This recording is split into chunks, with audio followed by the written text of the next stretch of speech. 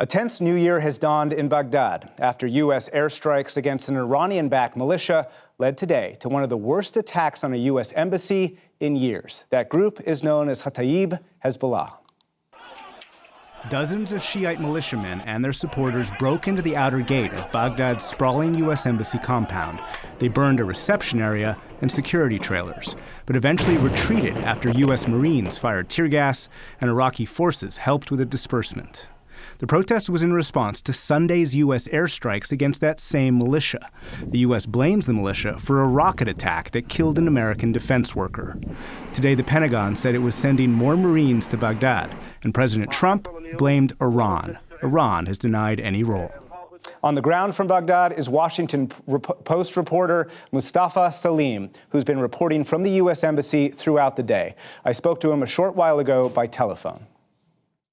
Mustafa, you were outside the embassy all day. You posted videos on Twitter. What did you see? At the beginning, they broke into the reception office of the embassy, which is outside the embassy building, and they broke in the glass. They put cameras, surveillance cameras, and they set up fire around all the embassy.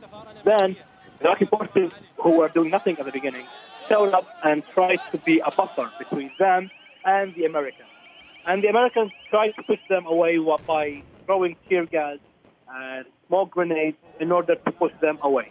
Now, protesters have set up tents, and they are saying that they are not leaving until the embassy will be shut down and the American troops will go away. So what were these protesters demanding exactly? Now, they're demanding is they will have a sit-in until the embassy will be shut down and the departure of all the U.S. troops from Iran. And so this is not going to be a one-day affair. They're promising to stay at the embassy until their demands are met? They already set up tents. There are thousands of them set up tents, and they already got what they need: food, mattress, blankets, pillows, and they're safe. And last question, how do we know, or do we know, why they got so far? Do we have any sense of whether the police were in on it, and were there government officials behind some of these protesters? Some MPs in the parliament who are MPs from those militias, like Asad al-Haq or Badr, they were with them. They led these movements.